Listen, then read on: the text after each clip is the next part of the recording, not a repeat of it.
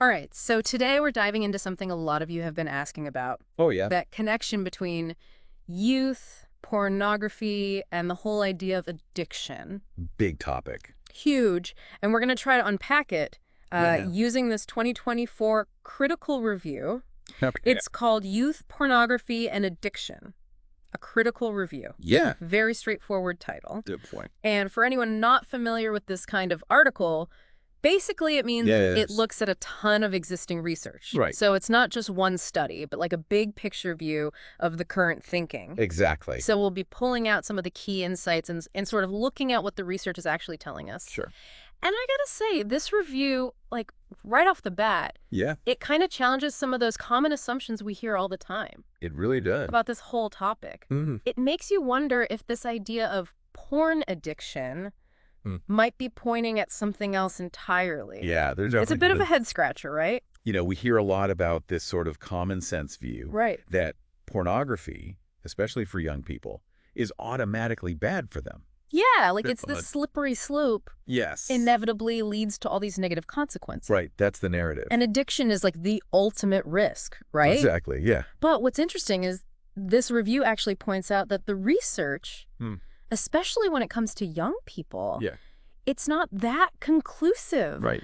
Like, there's no clear consensus on the effects. No, it's far more complex than that. And here's the real kicker. Yeah. Pornography addiction itself isn't even an officially recognized disorder. Right, not by the major organization. That's kind of wild to think about, right? You Right. hear people talking about it all the time. She did. But something like the World Health Organization doesn't actually consider it a formal diagnosis. Exactly, yeah. So this review dives into, why this narrative is so strong, despite the lack of solid evidence. It's fascinating, isn't it? Totally. And they explore this psychological model Okay. that's been pretty dominant to kind of understand Yeah. why this persists. Give it to me, wait on me. So it's called the exposure effects model. Exposure effects. Yeah, basically it says that All right. exposure to pornography Hmm. equals negative effects, Okay. particularly for young people. Okay.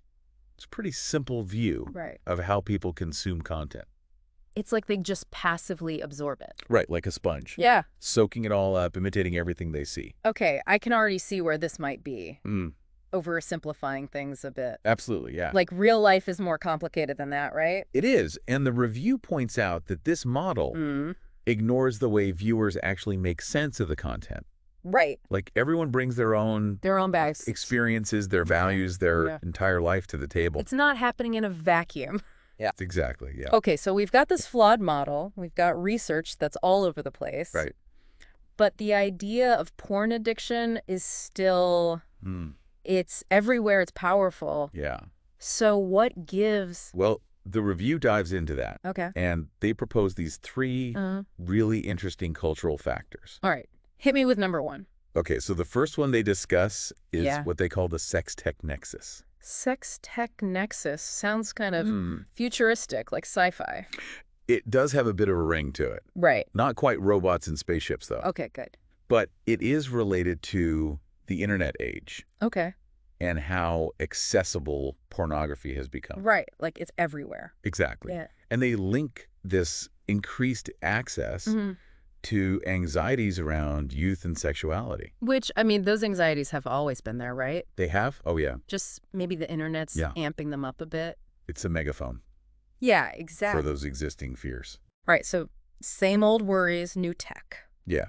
In a nutshell. Okay, what's the second cultural factor? So the second one is this trend Mm-hmm. of what they call the medicalization of social ills. Medicalization of social ills. Okay, break that down for me. So basically it's this thing where we take behaviors that are considered bad Right. and we reframe them as medical problems. Oh, okay, so like instead of it being a moral failing, Exactly. that's now a A disorder, an illness. diagnosis. Yes. Oh, like was it gambling addiction? Perfect example. Went from being, a character flaw Right. to a diagnosable condition. Exactly. Interesting. And this review argues that pornography addiction Mm-hmm. fits this pattern perfectly. Oh, It shifts the focus from morality to medical risk. Right. So then you need intervention, treatment. Exactly. Okay. That makes sense. And the third cultural factor is really interesting. All right. Lay it on me. It's this idea of the invention of adolescence. Yeah. Invention of adolescence. All right. Now you've got to explain that one. So it's this notion that adolescence as a distinct life stage, Okay. it's a relatively recent invention, like a 20th century thing. Okay. And this idea of adolescence being inherently risky, Okay. impulsive, vulnerable, Yeah. it kind of sets young people up to be seen as uniquely susceptible to things like pornography. So we're saying because they're teenagers, Right. they're automatically more at risk. That's the assumption. Yeah. But that seems to ignore the fact that, Yeah. They can be critical thinkers too. Absolutely. They can make their own choices. They're not just passive recipients right. of whatever comes their way. Okay, so these cultural factors are painting a pretty complex picture here. They are. And it makes you wonder if this whole narrative is really serving the best interests of young people. That's the million-dollar question, isn't it? It is, and this review Yeah. is definitely not afraid to ask it. Not at all. Yeah. As we're kind of picking apart this whole pornography addiction idea, I think it's worth taking a closer look at the actual language we use Okay. when we talk about this topic. Or words matter, right?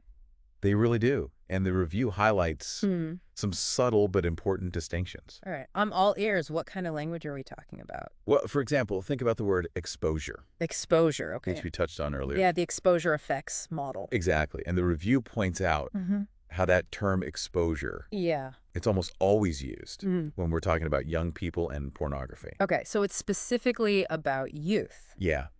And it implies this sense of passivity. Like they're just helpless recipients. Right, like it's being done to them. Exactly, rather than them actively engaging with it. Choosing to interact with it. Right, on their own terms. Okay, so the language itself feeds into that addiction narrative. It does. It reinforces that idea that young people need to be protected from it. right, like they're not capable of making their own decisions. Exactly, and it makes me think about how we talk about other forms of media. Okay, yeah, good point. Like, do we say that young people are exposed to music? Or video games? Right, even though those can be just as immersive, Totally. just as influential, but we don't use that language. Interesting. And I think the review is suggesting that our word choices often reveal deeper societal anxieties about youth and sexuality.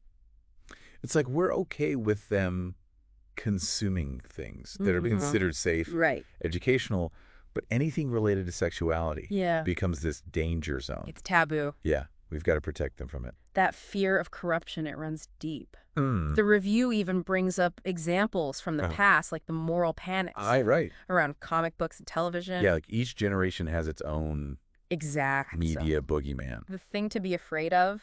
Right.